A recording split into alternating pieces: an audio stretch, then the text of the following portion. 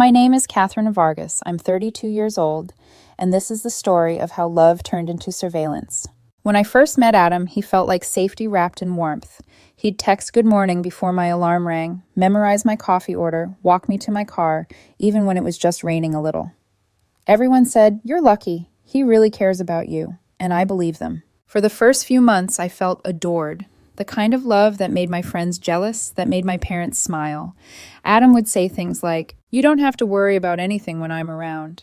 And for a while, I didn't. Then little cracks started to show. It began with small comments that sounded innocent, maybe even thoughtful. "You talk to your brother a lot, huh? He's funny. You two must be close." I'd laugh and say, "Yeah, we grew up glued at the hip. Alex is my best friend." Adam would just hum, eyes tight, smile, not quite reaching his eyes. At first, I brushed it off. Everyone gets jealous sometimes, right? Except his sometimes became every day. He'd frown when my phone lit up at night, especially if it was Alex. One evening, while I was scrolling through Instagram, Adam leaned over my shoulder. "Who's Alex commenting that much on your post?" I said lightly. "My brother. He's teasing me about the coffee machine I bought." He frowned deeper. "You post photos in that dress, and your brother leaves fire emojis. That's weird." I laughed, not because it was funny, but because I didn't know what else to do. "Adam, it's just a joke. He's my brother. You met him at Christmas, remember?" His voice was soft but sharp. "Delete him." I blinked. "What?" "Delete him from social media. I don't like how much he comments on your posts. It's inappropriate." For a moment, I genuinely thought he was teasing, but Adam's jaw tightened. "I'm serious. It makes me uncomfortable." I felt a sting of disbelief. "You're asking me to delete my brother?" "If you loved me, you wouldn't hesitate. This isn't normal. Normal siblings don't act like that." He said normal like a curse word. That night I didn't sleep much. His words spun around in my head until they stopped sounding crazy. Maybe he was right. Maybe I did post too often. Maybe Alex really did comment too much. By morning I had apologized for making him feel insecure. He kissed my forehead and said, "I just want to protect us, baby. People can ruin good things." And just like that, he'd rewritten reality. The next few weeks blurred into routines that weren't mine anymore. I stopped texting Alex as much. I skipped our usual Sunday call. When my mom asked why I hadn't replied to family messages, I said I was busy. The truth was simpler. Adam was always watching. He'd check my phone for fun, peek at my DMs, scroll through my photos like he was looking for evidence of something I didn't do. When I pushed back, he'd sigh dramatically. "I'm just trying to trust you. Don't make it hard." He installed an app on my phone, a couples tracker he called it, so we could share locations for safety. I told myself it was fine. After all, I had nothing to hide. But the thing about control is it doesn't arrive with flashing lights. It sneaks in through good intentions. 3 weeks later, everything unraveled over a single Instagram like. It was a Saturday morning. I was drinking coffee, scrolling through my feed, smiling at Alex's comment on my photo from the night before. "Nice kitchen setup, sis. Mom's gonna lose it when she sees that backsplash." Adam appeared behind me so quietly that his voice made me jump. "Who's that, Alex?" I said, still smiling. "Your brother, Alex." I nodded. He leaned closer, eyes narrowing at the screen. "You said he lives in another city, right?" "Yes." "Then why is he always the first to like everything you post?" "It's obsessive." I froze. "Adam, he's my brother." "You keep saying that like it changes what I see." That was the moment something in me broke a small, delicate snap somewhere behind my ribs. I said quietly, "You've met him, Adam. You've eaten dinner with him." He tilted his head. "I don't know. People fake things online all the time. How do I know he's really your brother?" I laughed, a brittle, humorless sound. "You think I made up a brother?" He looked at me with genuine conviction. "You'd be surprised what women do to keep secrets." It was so absurd I couldn't even cry. Instead, I whispered, "You're scaring me." His tone softened instantly. Hey, I didn't mean it like that. Come here." He wrapped his arms around me, kissed the top of my head, and whispered, "You make me crazy. You know that I just love you too much." I stood there rigid in his arms, realizing it wasn't love, it was possession. Later that day, I told him I'd take care of it. He smiled, kissed me, and went to shower. He didn't know what I meant. While the water ran, I opened my laptop, changed every password, backed up my documents, sent a group text to my closest friend's emergency. "I need a place to stay tonight." Ava responded first. "Whatever's going on, we've got you. Come here." My hands shook as I typed back, "Thank you." 20 minutes later, I had a plan. When Adam came out of the shower, I was sitting on the couch, smiling like everything was fine. He asked what I wanted for lunch. I said, "Your favorite Thai takeout." "Shh." He grinned none the wiser. That night, while he watched his favorite reality show, I told him I was running to the car to grab something. He didn't look up. Okay, hurry. The next episode's starting. I stepped outside, breathing air that suddenly felt like freedom. My bag was already in the trunk. My phone's location tracking app was disabled. As I drove away, the apartment's lights blurred into a glow behind me. My heart pounded, terrified, alive, uncertain. Before I merged onto the highway, I typed a message to Adam and set it to send in 10 minutes. You were right. I deleted someone from my life. You. I left my key on the kitchen counter. That was the night I deleted more than a contact. I deleted the version of myself who kept apologizing for being controlled. The first night away from Adam, I didn't sleep. Every sound outside Ava's apartment made my heart leap: a car door, a phone vibrating, even footsteps in the hall. I kept imagining Adam's silhouette at the door, that quiet, deliberate knock he used when he wanted to talk. Ava stayed up with me on the couch. She wrapped me in a blanket and said softly, "You don't owe him a single word of explanation, Catherine. But guilt and habit don't vanish overnight." My phone buzzed nonstop for hours. First texts. "Adam, where are you?" "This isn't funny. If you needed space, you could have just said so." Then the calls started 12:20:45. I turned the phone face down, but the light kept flashing under the blanket like a heartbeat. By morning, I felt hollow but strangely calm, like the quiet after a storm when the wreckage is finally visible. I spent Sunday morning sorting my life into piles: what I still had, what I'd lost, and what I'd never get back. What I had: my documents, my laptop, my passport, a few clothes. What I'd lost: almost every photo, every book, every piece of furniture that felt like ours. What I'd never get back: the belief that love should ever make you feel small. That afternoon, I met my brother Alex at a diner across town. He looked at me with a mixture of anger and worry. "Catherine, you just vanished. You scared Mom and Dad half to death." "I know," I whispered, eyes burning. I had to go before he stopped me. Alex clenched his jaw.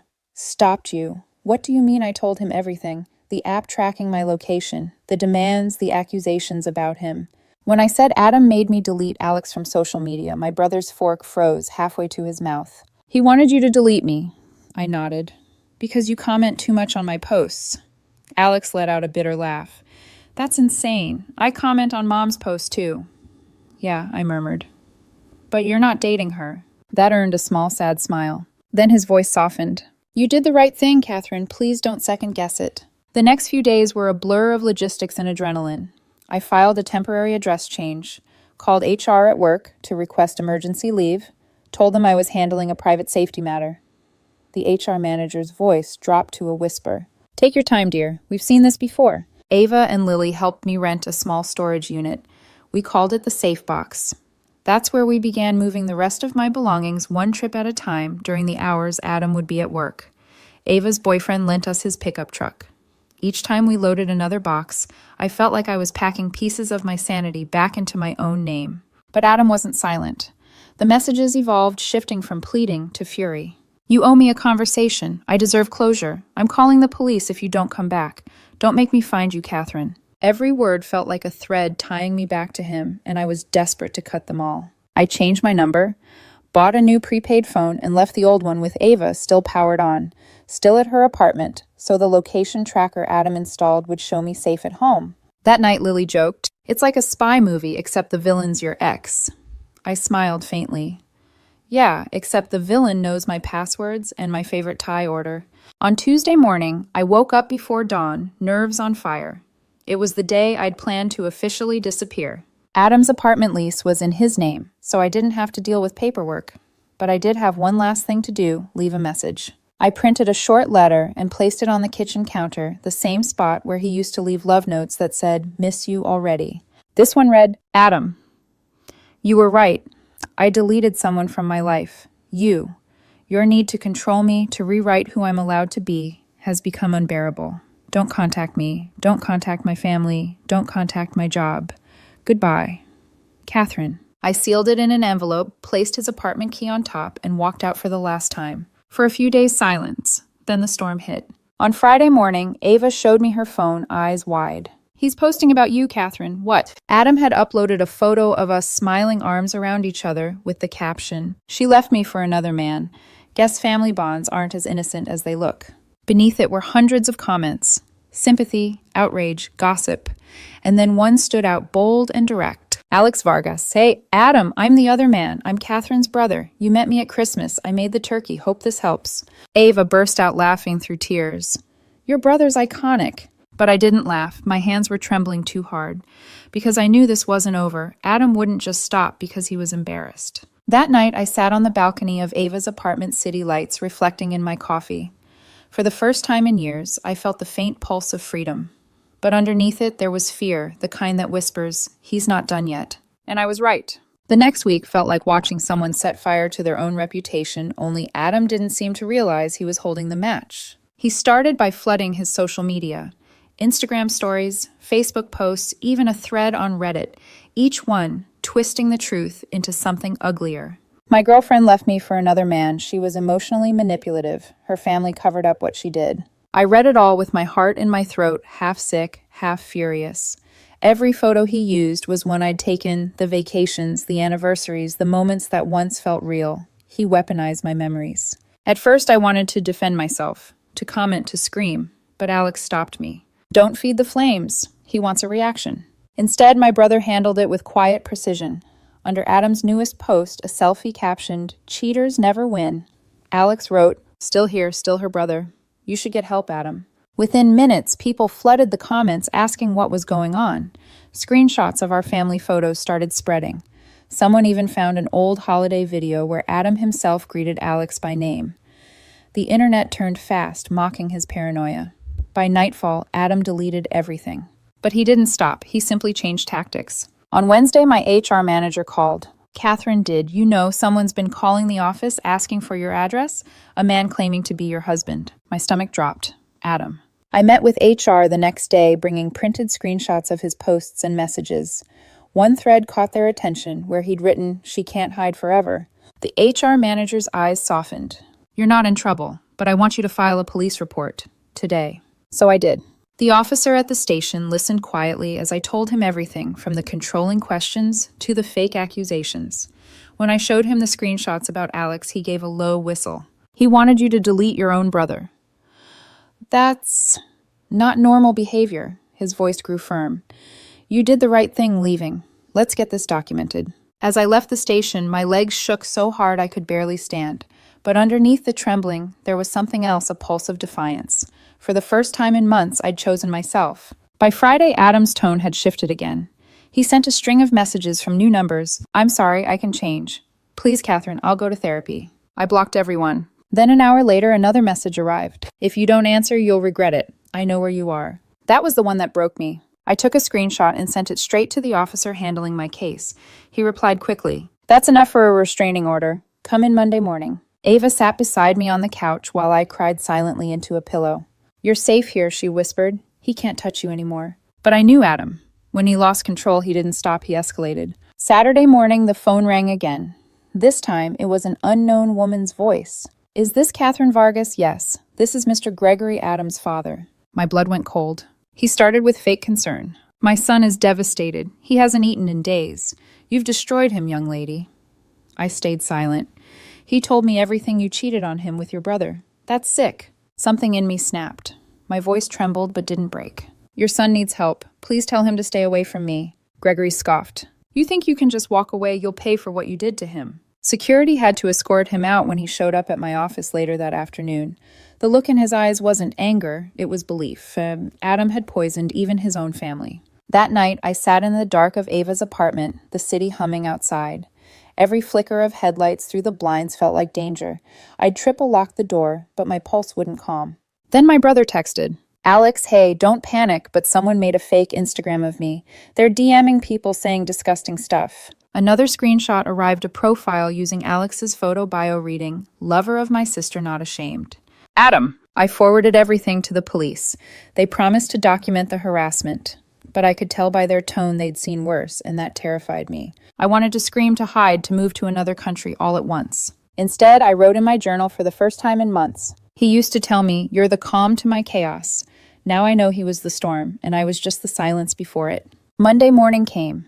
I walked into the courthouse, clutching a folder, thick with screenshots, call logs, and my goodbye letter. The judge read the evidence quietly, her expression tightening with every page. Miss Vargas will issue a temporary restraining order today. If he contacts you again, it becomes a criminal matter. Her pen moved swiftly across the document. That sound, the scratch of ink on paper, felt like my first breath of safety. By Tuesday, Adam had been served. And by Wednesday, the meltdown truly began. He tried every trick: fake accounts, emails from mutual friends, anonymous numbers calling in the middle of the night. But he made one mistake. He sent a threatening text from his work phone. "You can't just erase me. You'll see what happens." The police called that evidence of a violation of a protective order. They issued a warrant. By Friday afternoon, Adam was arrested. Ava was the one who told me, her voice trembling with relief. "They got him, Catherine. He's in custody." I sat down on the edge of her couch, hands over my mouth, and finally let myself sob. For weeks, I'd been waiting to exhale. That night I did. But deep down, I knew it wasn't the end. It was just the calm before the next storm. For a while, I thought Adam's arrest was the final chapter. The officers told me he'll cool off after a night in a cell. But Adam wasn't someone who cooled off. He was someone who simmered until he boiled over again.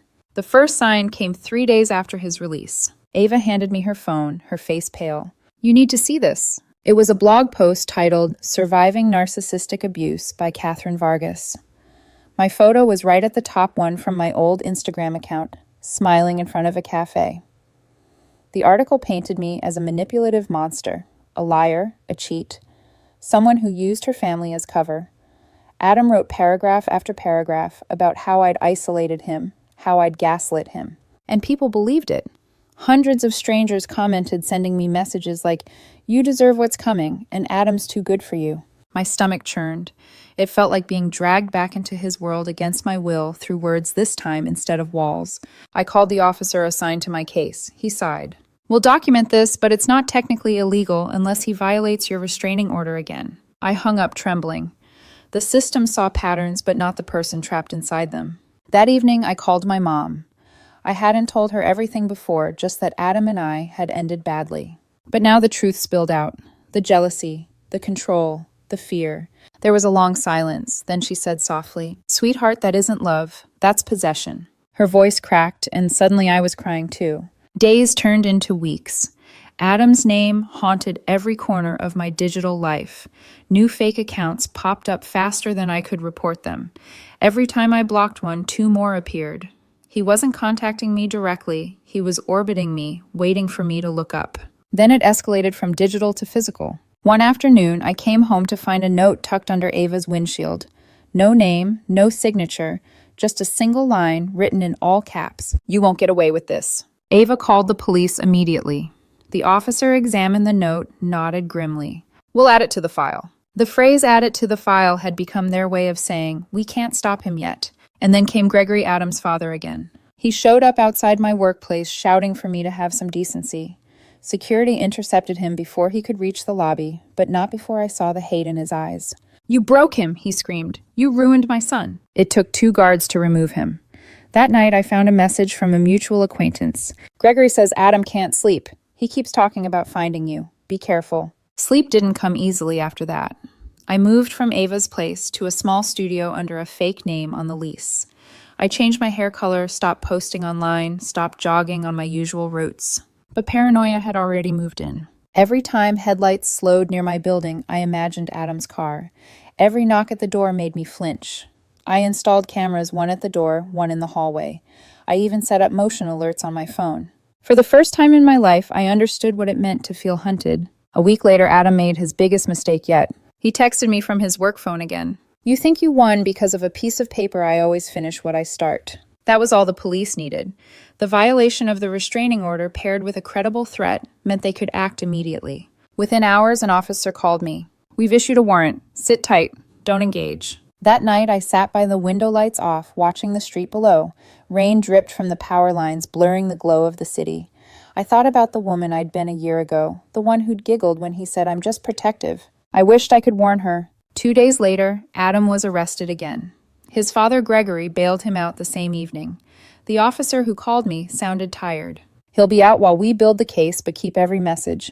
The more you document, the better." So I did. Screenshots, emails, photos, timestamps, my life reduced to evidence. And then silence. For nearly 2 weeks, Adam vanished. No calls, no posts, no messages. It was eerie.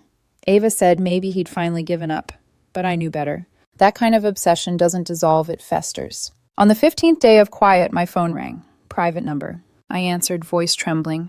Hello. A pause, then a woman's sob. How could you do this to him? It was Gregory's wife, Adam's mother. He loved you more than anything.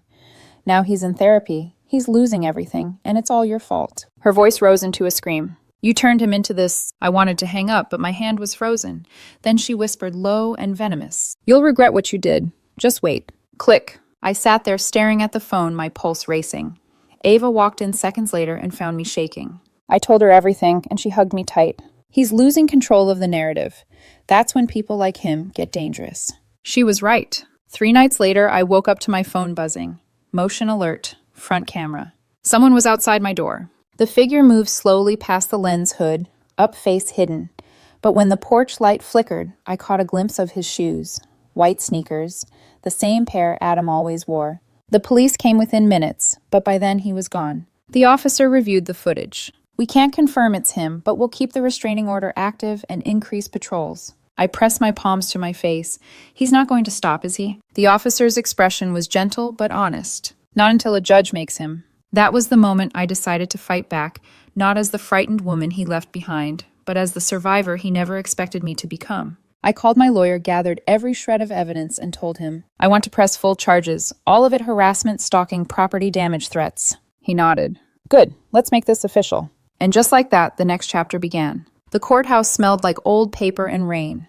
I remember sitting on the cold wooden bench outside courtroom 2B, clutching a folder so thick with evidence it barely fit in my hands. Inside it were months of my life texts, screenshots, photographs, police reports, every ugly thing Adam had said, every threat he'd made. Ava sat on one side of me, Alex on the other. He leaned close and whispered, No matter what he says in there, you're not the villain. You're the proof that you survived. I nodded, though my hands wouldn't stop shaking. When the bailiff called Adam's name, I almost didn't recognize him. He looked smaller somehow, hair unkempt, eyes sunken. But the moment his gaze found mine, I saw it. That same familiar spark of control still burning behind the exhaustion. He smiled. That smile. The same one he used to flash before saying something cruel and calling it love. I didn't look away this time. The prosecutor started methodically laying out the timeline of our relationship, my escape, the digital harassment, the threats, the stalking. Then he began showing the evidence to the jury. Each screenshot hit like a hammer. Delete your brother. I always finish what I start. You can't hide forever. The jurors shifted uncomfortably. Some shook their heads. When the prosecutor played a voicemail where Adam whispered, If you won't love me, no one will, a woman in the second row gasped. Then it was the defense's turn. Adam's lawyer stood straightening his tie and began spinning a story that almost made me dizzy. He said Adam was a man pushed to his emotional limits, that my sudden departure had triggered unresolved abandonment trauma, that Adam had acted out of heartbreak, not malice. I felt my stomach twist. Even now, in a room full of witnesses and evidence, someone was trying to rationalize his madness. Then Adam himself took the stand. He started softly, voice trembling just enough to sound fragile. I loved Catherine, I really did. But she started pulling away. I could feel it. She was talking to someone all the time. A man, always commenting on her photos. The prosecutor interrupted. You mean her brother? Adam blinked. She said he was her brother. You met him at Christmas dinner, correct? He hesitated, stammered. Maybe. It's been a long time. The prosecutor smiled faintly. Isn't it true, Mr. Hayes, that you accused your ex-girlfriend of having an affair with her biological sibling? Adam's face flushed crimson. He started to speak, but words tangled in his throat. She was lying about something. I just wanted the truth. The prosecutor lifted another printed message. Does this look like the truth to you? The courtroom went still as he read. I'll make you delete everyone until there's no one left but me. Adam's voice cracked. I was scared. The prosecutor turned toward the jury. Scared people ask for space. Controlling people demand obedience. I could feel tears running down my face, but I didn't look away.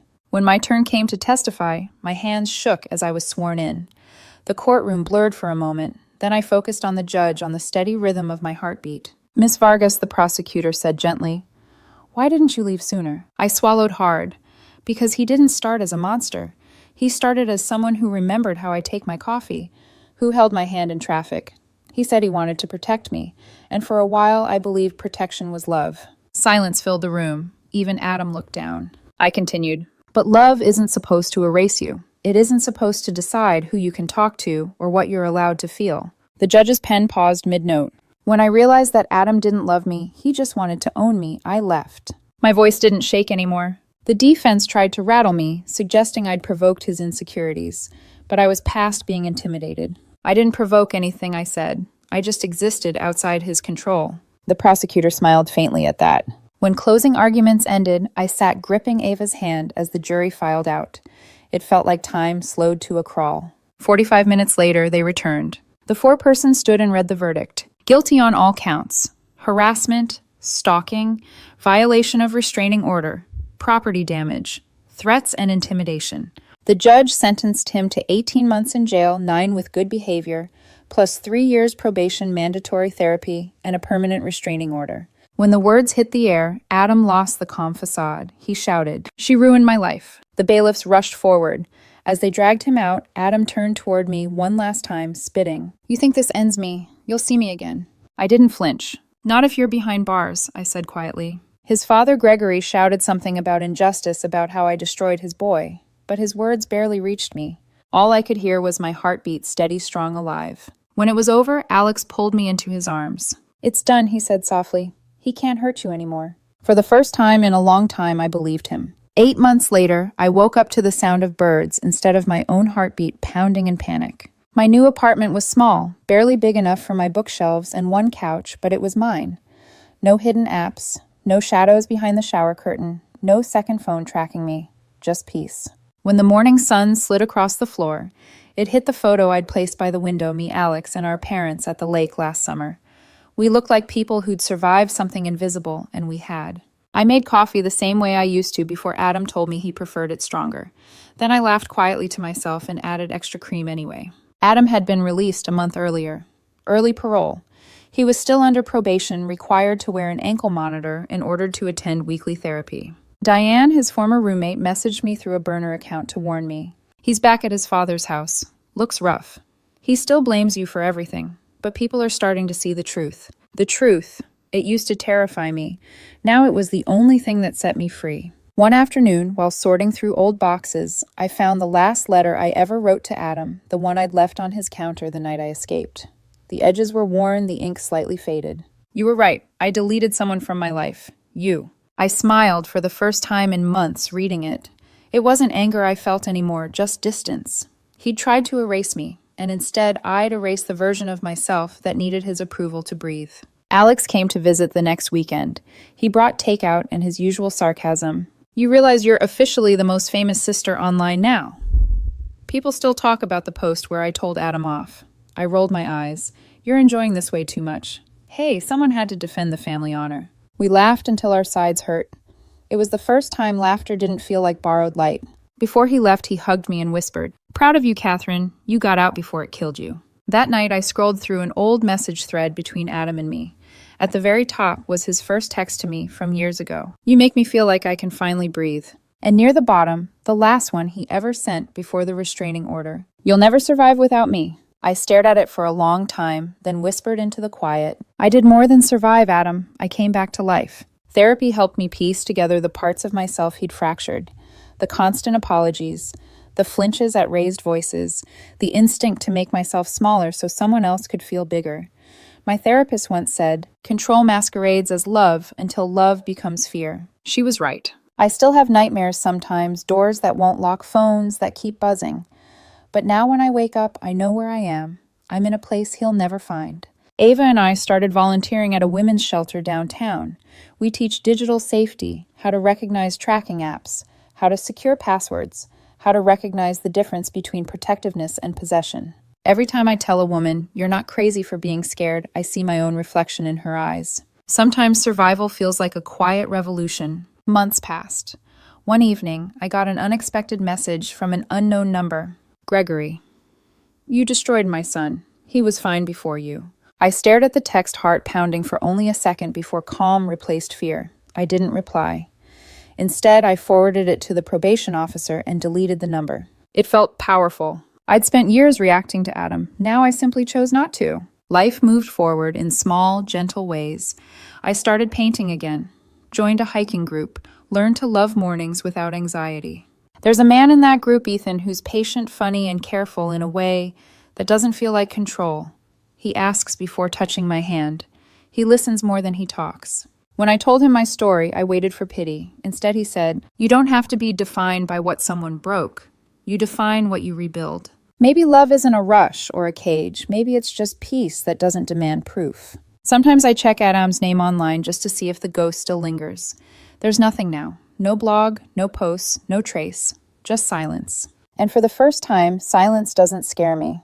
It feels like freedom. If you've ever been asked to prove your love by cutting ties with your own blood run, if someone demands to be your whole world, they're trying to make sure you have nowhere else to go. When Adam told me to delete my brother from social media, I didn't realize that was just his rehearsal for deleting me. But the moment I took control back, the moment I deleted him, I got my life back. Love shouldn't make you disappear. It should help you exist louder.